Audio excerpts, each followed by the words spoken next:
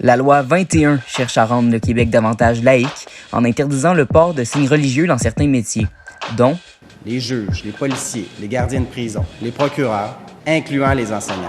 La coalition Avenir Québec ayant remporté les élections le 3 octobre dernier, il est évident que la loi continuera d'être prônée par le parti. Ce soir, les Québécois nous ont dit « Continuons, ouais! » Des experts de l'Université du Québec à Montréal se sont prononcés dans le cadre du reportage sur la question de la laïcité. Pourquoi l'a-t-on adopté? C'est que je pense qu'il y avait dans la population une crainte que la religion revienne occuper la place qu'elle occupait au Québec autrefois, avant la Révolution tranquille. La laïcité, c'est absolument important, déclarer l'État laïque, mais qu'est-ce que ça veut dire?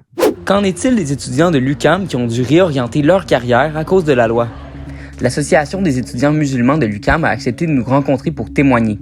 Les étudiantes prises en entrevue veulent garder de l'anonymat puisqu'elles trouvent plus difficile de s'afficher depuis l'adoption de la loi. On l'a ressenti comme si on pouvait plus s'afficher. Oui, malheureusement, moi je suis pas voilée pour l'instant.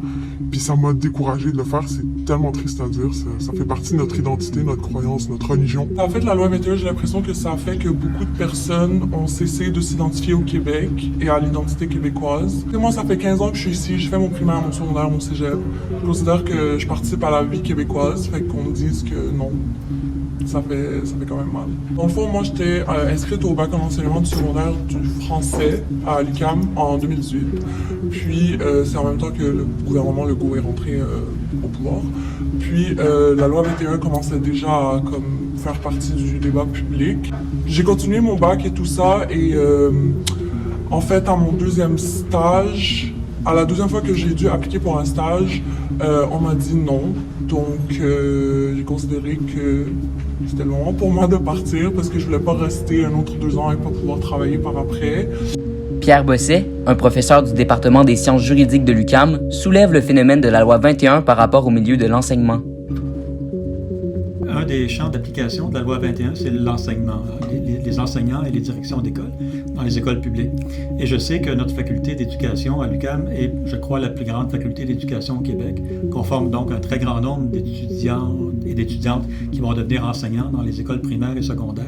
Donc, je serais porté à croire que la loi 21 aura un impact particulier sur nos étudiantes en éducation qui sont de confession musulmane. Est-ce qu'on pourrait se faire refuser en stage? On étudie, mettons, en enseignement, puis quand il est temps de prendre un stage, on se fait refuser. La loi, telle que je la comprends, n'empêche pas de porter des signes religieux dans le cadre d'un stage. Ah oui? Okay. Ce serait permis. Là où ça va poser problème, c'est lorsque le stage est terminé et que la personne voudrait travailler, voudrait avoir un lien d'emploi avec un employeur. Cet employeur-là, s'il est visé dans la loi 21, pourrait exiger que la personne s'abstienne de porter des signes religieux une fois le lien d'emploi créé. On dit souvent que oui, les enfants, exemple, je mets l'exemple de l'éducation, que les enfants peuvent être influencés par un signe religieux. Un signe religieux ou pas, on influence tous les enfants.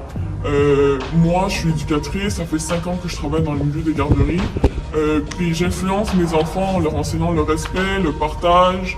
La question de l'influence. Jean-Marc Larouche, professeur associé de l'UQAM et docteur en sociologie des religions, explique qu'il n'y aurait pas de lien entre le port des signes religieux et l'influence qu'a une autorité. Bonjour, M. Larouche, ça va bien? Des études démontrent que les signes religieux n'empêchent pas, l'exercice des professions, des métiers tels qu'ils doivent être faits. Ils ne sont pas faits comme il faut, mais là, il y a toutes sortes de balises dans le code du travail pour mettre de quelqu'un en discipline ou à la porte ou peu importe. Moi, j'aurais pas de problème à ce que des personnes portent des signes religieux, mais là, c'est l'opinion personnelle. En même temps, lorsque je mets ma casquette de chercheur, elle converge avec des travaux qui, en tout cas au Québec, démontrent que il n'y a pas d'enjeu. Je me souviens, il y avait beaucoup de manifestations. On est sortis dans les rues, on a manifesté comme quoi on ne voulait pas de cette loi parce que bien que le Québec soit considéré comme un État laïque, on considérait que les signes religieux n'avaient pas nécessairement besoin d'être retirés de la fonction publique pour pouvoir exercer les métiers qu'on voulait.